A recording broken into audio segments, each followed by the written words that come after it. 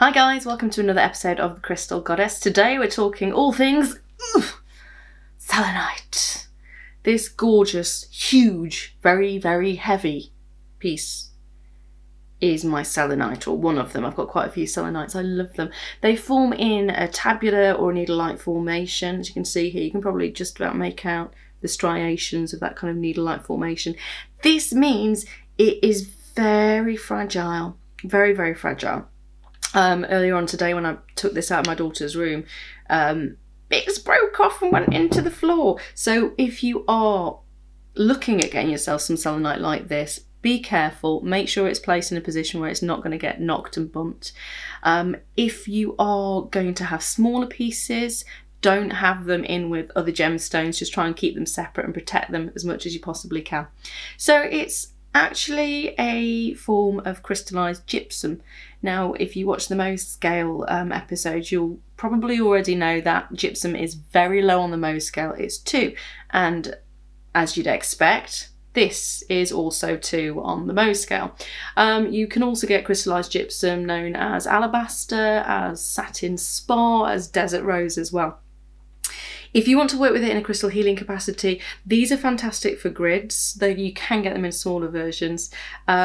This, though, is something that I would recommend if you want to meditate with it. This is not as good because it's sharp, things will stick in your hands, and it's very heavy. So something like this, which has been formed into either a sphere or something like a heart, you can get wands as well. Something that's been smooth, so you're not going to hurt yourself in any way. And the beauty when it's been fashioned like this is because of those sort of fibrous, the way it grows sort of fibrously, you get this incredible look, which you would normally see if a stone had rutile inclusions. You'd get the what's known as silk, but because you've got that fibrous structure within the stone itself, you get, can you see that? The cat's eye effect, the chatoyancy, and it looks amazing, especially if you have it as a sphere. They do look incredible. So it's 2 on the Mohs scale. It's monoclinic is its crystal structure, and you I want to say very rarely, I've never seen it as jewellery because it is so soft. It is very easily scratched by the nail. If you get alabaster as well, you will probably know it's almost chalk-like. It's very easy to damage. Selenite is very easy to damage as well. Something like this gets knocks and bumps and bits will break off. Something like this, you'll get quite a few scratches on it. So again, look after it. It's beautiful. It's associated with the crown chakra. And it's also believed to be able to connect you to the angelic realms.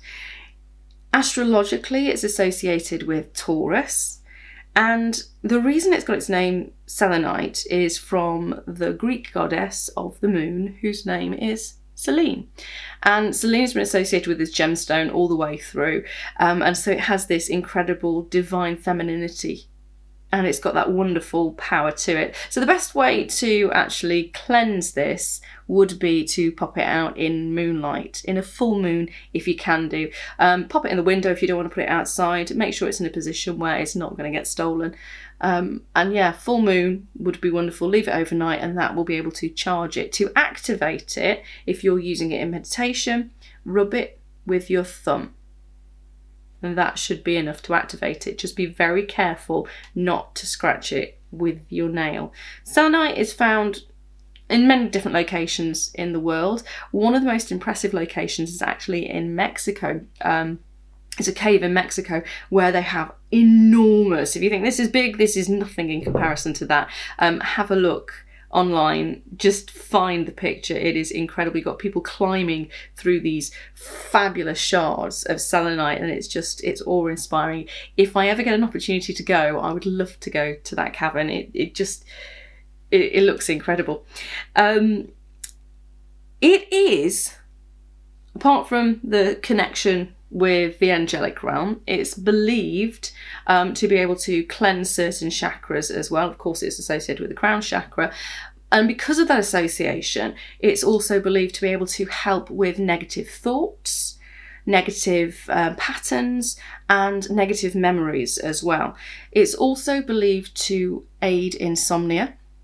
which is the main reason why it's in my daughter's room, because she finds it very difficult to get off to sleep when she goes to bed. Tonight, it's not been in there tonight, and she's gone down quite easily, so she must be tired. But this is why it stays there. And I have a piece as well that I keep in my bedroom on the bedside cabinet. The bit that I love about it is it's also believed to be rejuvenating, because you've got that divine femininity, and because often your body rejuvenates overnight. It's got a really good connection for rejuvenation, so keep a piece of this by your bedside.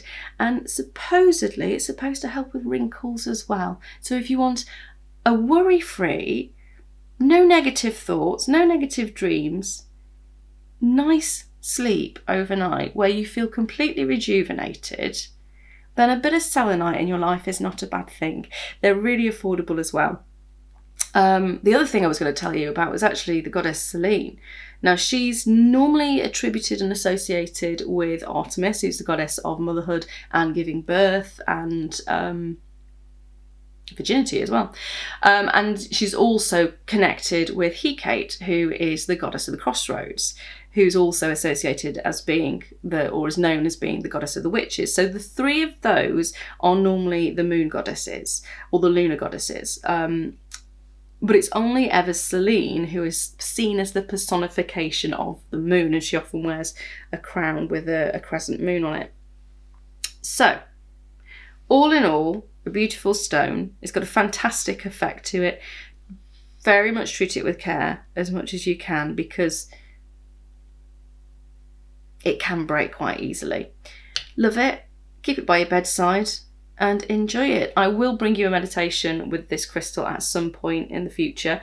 If you have any questions, maybe I've not covered something that you wanted to know, please do pop it in the comments below. If you have any requests for any crystals that you'd like me to cover, this is the first one of the crystal series, again, pop it in the comments below, and I hope to see you next time on The Crystal Goddess. Thank you for joining me, and love to all.